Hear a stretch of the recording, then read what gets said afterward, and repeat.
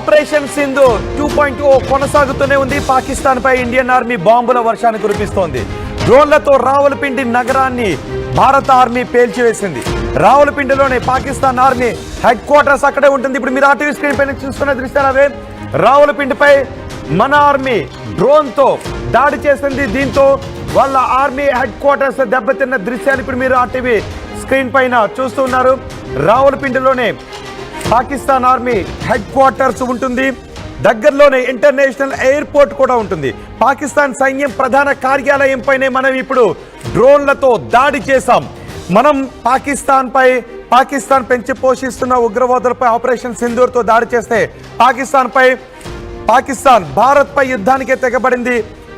భారత సైనిక కేంద్రాలను టార్గెట్ గా చేసుకుని డ్రోన్లు యుద్ధ విమానాలతో విరుచుకుపడింది. దీనికి మనం సరైన సమాధానాన్ని చెబుతూ ఉన్నాం. ఇప్పుడిప్పుడే పాకిస్తాన్ కు ఎంత డ్యామేజ్ జరిగిందో ఆ దృశ్యాలు ఇంకా బయటకు వస్తూనే ఉన్నాయి. మనం ఇప్పటికే కరాచీ పోర్ట్ ను పేల్చేసాం. రావలపిండిపై కూడా మనం మన డ్రోన్లతో దాడి చేశాం. మన డ్రోన్లను అడ్డుకోవడం పాకిస్తాన్ కి సాధ్యం కావడం లేదు. మన డ్రోన్లతో దాడి చేస్తే పాకిస్తాన్ మిలిటరీ హెడ్ క్వార్టర్స్ దెబ్బతిన్న దృశ్యాలు ఇప్పుడు మీరు ఆర్టీవీ స్క్రీన్ పైన చూస్తున్నారు. పాకిస్తాన్ సైన్యం ప్రధాన కార్యాలయం రావలపిండిలోనే ఉంటుంది. రావలపిండి ఇస్లామాబాద్ పక్కపక్కనే ఉంటాయి. రెండింటిని ట్విన్ సిటీస్ అంటారు. ఇస్లామాబాద్ ఇంటర్నేషనల్ ఎయిర్పోర్ట్ కూడా అక్కడే ఉంటుంది. ఇప్పుడు మీరు ఆర్టీవీ స్క్రీన్ పైన చూస్తున్న దృశ్యాలు అవే. అందులో ఆర్మీ పర్సన్స్ కూడా మనకు ఆ ఫోటోగ్రాఫ్ లో కనిపిస్తున్నారు. మనం చేసిన డ్రోన్ల దాడితో దెబ్బతిన్న పాకిస్తాన్ ఆర్మీ ప్రధాన కార్యాలయం అదే. దాన్ని రెండో బాక్స్ లో మీరు చూస్తున్నది కరాచీ పోర్ట్.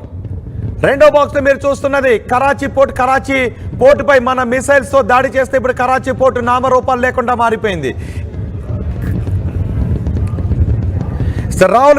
రావలపిండిపై అటాక్ జరిగిన విషయాన్ని ఇమ్రాన్ ఖాన్ సోదరి కూడా ఖరారు చేసింది. ఇమ్రాన్ ఖాన్ సోదరి ఈ రావలపిండిపై దాడిని ఖరారు చేసింది. ఆమె ట్వీట్ కూడా చేసింది. ఇప్పుడు మీరు ఆర్టీవీ స్క్రీన్ పైన చూస్తున్నది ఇదే. ఆర్టీవీ ఎక్స్క్లూజివ్ విజువల్స్ మీరు ఆర్టీవీ స్క్రీన్ పైన చూస్తున్నారు. మనం ప్రయోగించిన డ్రోన్లు రావలపిండి ఆర్మీ ప్రధాన కార్యాలయాన్ని నేలమట్టం చేశాయి. రావలపిండి ఆర్మీ సైన్యం ప్రధాన క్వార్టర్స్ పైన మనం దాడి చేసాం. ప్రధాన కార్యాలయం పైన మనం దాడి చేసాం. రావలపిండి ఆర్మీ హెడ్ క్వార్టర్స్ అది. అక్కడ కూడా మన డ్రోన్లు దాడి చేస్తే పాకిస్తాన్ సైనికులు అక్కడ నుంచి పరుగులు తీసినటువంటి దృశ్యాలు ఇప్పుడు పాకిస్తాన్లో చూడండి. ఒకసారి నల్లటి మేఘాలు కమ్ముకుంటూ ఉన్నాయి.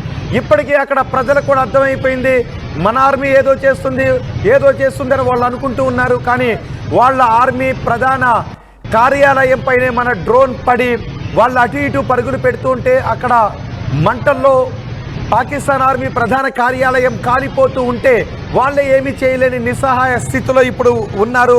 భారత్తో అనవసరంగా కయ్యానికి కాలు దువ్వామని. మొదటి బాక్స్లో మీరు చూస్తున్నది రావలపిండిపై మనం చేసిన డ్రోన్ దాడి తర్వాతి దృశ్యాలు. రెండో బాక్స్లో మీరు చూస్తున్నది రావలపిండి ఆర్మీ హెడ్ క్వార్టర్స్ పై మనం దాడి చేసిన తర్వాత హెడ్ క్వార్టర్స్ తగలబడిపోతున్న దృశ్యాలు ఇప్పుడు మీరు ఆర్టీవీ స్క్రీన్ పైన చూస్తున్నారు. ఇమ్రాన్ ఖాన్ సోదరి మన ఆర్మీ చేసిన ఈ డ్రోన్ దాడి తర్వాత ఇమ్రాన్ ఖాన్ సోదరి మాట్లాడారు. ఒకసారి ఇమ్రాన్ ఖాన్ సోదరి ఏం మాట్లాడారో చూద్దాం. जरा देखें तो सही, क्योंकि आपको शायद जंग का पता नहीं. मेरे हस्बैंड एयरफोर्स में थे, मेरे गदोई भी एयरफोर्स में थे. ये जो क्लेम करने के इन्होंने जहाज गिराए हैं, वो जो नवाज शरीफ की हुकूमत क्लेम कर रही है ना, तो यहाँ पे ड्रोन अंदर आ रहे हैं. मतलब इंडिया से अंदर पिंडी तक पहुँच रहे हैं. पिंडी तक पहुँचे कैसे? मीडिया पे हैं. जरा देखें तो सही, क्योंकि आपको शायद जंग का पता नहीं. मेरे हस्बैंड एयरफोर्स में थे, मेरे गदोई भी एयरफोर्स में थे. ये जो क्लेम करने के इन्होंने जहाज गिराए हैं, वो जो नवाज शरीफ की हुकूमत क्लेम कर रही है ना, तो यहाँ पे ड्रोन अंदर आ रहे हैं. मतलब इंडिया से अंदर पिंडी तक पहुँच रहे हैं. पिंडी तक पहुँचे कैसे? ఇమ్రాన్ ఖాన్ సోదరి చెబుతూ ఉంది ఎందుకు భారతదేశం ప్రయోగిస్తున్న డ్రోన్లను మనం అడ్డుకోలేకపోతున్నామని. దీన్ని బట్టి మనం అర్థం చేసుకోవచ్చు పాకిస్తాన్ చెప్పిన అబద్ధాలను కూడా. ఇప్పటికే పాకిస్తాన్ అంటుంది భారతదేశానికి చెందిన రఫేల్ యుద్ధ విమానాలను కూల్చేసాం, పాకిస్తాన్ సైనికులను చంపేశామని పాకిస్తాన్ చెబుతోంది. కానీ ఇమ్రాన్ ఖాన్ సోదరి అడుగుతుంది పాకిస్తాన్ ప్రభుత్వాన్ని భారతదేశం ప్రయోగించిన ఒక్క డ్రోన్ కూడా ఎందుకు అడ్డుకోలేకపోయాము అని అడుగుతోంది. ఈ క్వశ్చన్కి పాకిస్తాన్ ఆర్మీ దగ్గర సమాధానం లేదు. ఇప్పటికే పాకిస్తాన్ ఎయిర్ డిఫెన్స్ సిస్టమ్ని మనం ఎయిర్ డిఫెన్స్ వ్యవస్థని నిర్వీర్యం చేసాం, న్యూట్రలైజ్ చేసాం, దాన్ని ధ్వంసం చేసాం. ఇప్పుడు పాకిస్తాన్ హెడ్ క్వార్టర్స్ పైనే మనం దాడి చేసాం. అంటే మొత్తం పాకిస్తాన్ అంతా కూడా భారత ఆర్మీ, భారత త్రివిధ దళాల కనుసన్నల్లోనే ఉంది, కనుచూపు మేరలోనే ఉంది. ఇప్పుడు మన త్రివిధ దళాల కనుచూపు మేరలో మొత్తం పాకిస్తాన్ ఉంది.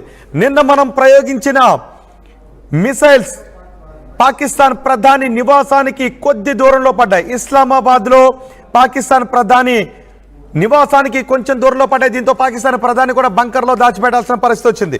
ఇప్పుడు ఆ ఇస్లామాబాద్కి ఆనుకుని ఉన్న పక్క నగరమే ఈ రావలపిండి. ఈ రావలపిండిలోనే పాకిస్తాన్ ఆర్మీ హెడ్ క్వార్టర్స్ ఉంటుంది.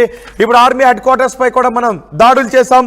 రావలపిండిపై వరుస బాంబు దాడులు చేసాం, వరుస డ్రోన్ దాడులు చేసాం. ఒక్క డ్రోన్ని కూడా పాకిస్తాన్ ఆర్మీ అడ్డుకోలేకపోయింది. భారత్ ప్రయోగించిన ఒక్క డ్రోన్ని కూడా పాకిస్తాన్ ఆర్మీ అడ్డుకోలేకపోయింది. దీంతో ఇమ్రాన్ ఖాన్ సోదరు అడుగుతూ ఉంది, ఒక్క డ్రోన్ కూడా ఎందుకు అడ్డుకోలేకపోయారని. మన ఎయిర్ డిఫెన్స్ వ్యవస్థ ఏమైపోయింది అని అడుగుతూ ఉంది. అంటే ఇప్పటికే మనకు అర్థమై ఉండాలి పాకిస్తాన్ ప్రపంచానికి ఏ విధమైనటువంటి అసత్యాలు చెప్తుందో. భారతదేశ డ్రోన్లను మేము కూల్చామని చెప్తోంది, భారతదేశ ఎయిర్ క్రాఫ్ట్స్ని మేము కూల్చామని పాకిస్తాన్ చెబుతున్నవన్నీ కూడా అబద్ధాలే. మనం ప్రయోగించిన ఒక్క డ్రోన్ని కూడా పాకిస్తాన్ అడ్డుకోలేకపోయింది. మనం ప్రయోగించిన ఒక్క మిసైల్ కూడా పాకిస్తాన్ అడ్డుకోలేకపోయింది. అందుకే ఇప్పుడు Pakistan army headquarters Rawalpindi తగలబడిపోతుంది. ఆర్మీ హెడ్ క్వార్టర్స్ని వాళ్ళు కాపాడుకోలేని పరిస్థితుల్లో ఉన్నారు, ప్రధానిని కూడా వాళ్ళు కాపాడుకోలేని పరిస్థితుల్లో ఉన్నారు. కేవలం వాళ్ళ ప్రధాని, పాకిస్తాన్ ప్రధాని ఈరోజు బతుకున్నాడు అంటే అది భారత్ పెట్టినటువంటి ప్రాణభిక్షే. మా ప్రతినిధి మధు ఉన్నారు పూర్తి సమాచారం అందించడానికి.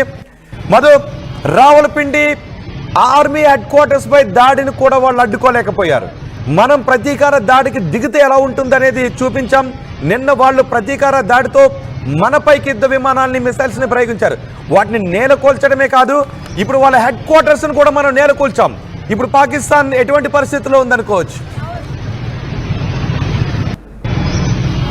ఎగ్జాక్ట్లీ, నిజంగానే పాకిస్తాన్కి సంబంధించిన ప్రధానే ఈరోజు తలదాచుకుంటున్నటువంటి సిచ్యువేషన్ ఏర్పడింది పారిపోయి అక్కడి నుంచి. ఎందుకంటే సమీపంలోనే ప్రధాని అధికారిక నివాసం సమీపంలోనే భారత్ ఎయిర్ స్ట్రైక్ చేసినటువంటి పరిస్థితి. అది పాకిస్తాన్కి సంబంధించినటువంటి ఆర్మీకి ఉన్నటువంటి పరిస్థితి. సో వాళ్ళు ఎలాంటి సిచ్యువేషన్ కూడా ఫేస్ చేయడానికి సిద్ధంగా లేరు. కనీసం ఎయిర్ క్రాఫ్ట్స్తో భారత్ పైన దాడి చేయడానికి కూడా సిద్ధంగా లేనటువంటి సిచ్యువేషన్ ఉంది ఆర్మీ పరిస్థితి పాకిస్తాన్ది. చలో అతలాకుతలం అయిపోయింది. పాకిస్తాన్ ఒక్కసారిగా ముప్పేట దాడికి దిగింది భారత్ పాకిస్తాన్ పైన. మనం చూసాం నిన్న లాహోర్, ఇస్లామాబాద్, రావల్పిండి సంబంధించినటువంటి ప్రాంతాల్లో వరుస దాడులు నిర్వహించారు.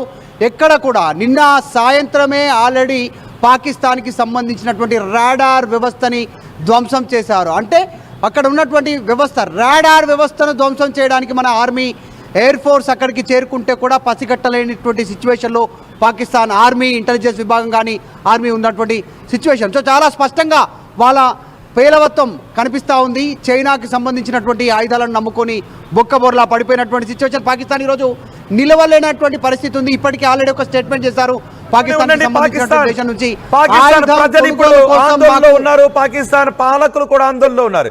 పాకిస్తాన్ ప్రజల్లో ఇప్పుడు భయాందోళనలు వ్యక్తమవుతున్నాయి. ఎందుకంటే మనం ప్రయోగించిన ఒక్క డ్రోన్ కూడా పాకిస్తాన్ అడ్డుకోలేకపోతుంది. పాకిస్తాన్ హెడ్ క్వార్టర్స్ కూడా పేలిపోయింది. పాకిస్తాన్ హెడ్ క్వార్టర్స్ కూడా పేలిపోవడంతో ఇప్పుడు పాకిస్తాన్ ప్రజలు ఒక పానిక్ లో ఉన్నారు.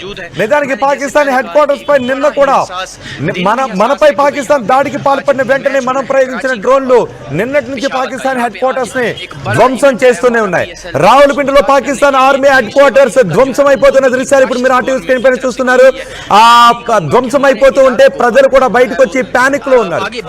భారత ఆర్మీని మనం అడ్డుకోవడం కష్టం, భారతదేశంతో మనం అనవసరంగా పెట్టుకున్నామనే భావన అక్కడ ప్రజల్లో వ్యక్తమవుతుంది. చూడండి ఒకసారి వాళ్ళు వీడియోలు తీస్తున్నారు. ఎక్కడ పాకిస్తాన్ ఆర్మీ హెడ్ క్వార్టర్స్ ముందు నిలబడి తగలబడిపోతున్న ఆ దృశ్యాలను వాళ్ళు చిత్రీకరిస్తూ ఉన్నారు. అక్కడ నుంచి సైన్యం కూడా, పాకిస్తాన్ ఆర్మీ కూడా హెడ్ క్వార్టర్స్ నుంచి ఒక్కసారిగా బయటికి పరుగులు తీయాల్సినటువంటి పరిస్థితి వచ్చింది. బంకర్లోకి వాళ్ళు కూడా పారిపోయి తలదాచుకోవాల్సిన పరిస్థితి వచ్చింది. ఇప్పుడు మీరు ఆర్టీవీ స్క్రీన్ పైన చూస్తున్నది Pakistan army head quarters main gate. అది మెయిన్ గేట్ ముందు పాకిస్తాన్ ప్రజలు కూడా అక్కడికి చేరుకున్నారు. పాకిస్తాన్ మీడియా కూడా అక్కడికి చేరుకుంది.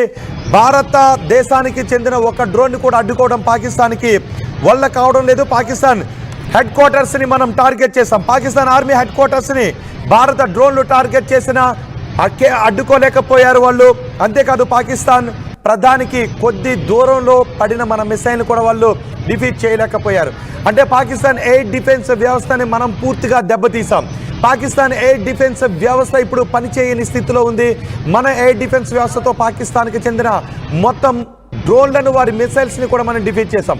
మా ప్రతినిధి మధు ఉన్నారు సమాచారం అందించడానికి. మధు, ఏంటి ఇప్పుడు పాకిస్తాన్లో పరిస్థితి? వాళ్ళ అక్కడ పాకిస్తాన్లో ప్రజలు కూడా ఇప్పుడు ప్యానిక్ అవుతున్నారు, ఆందోళనకు గురవుతున్నారు.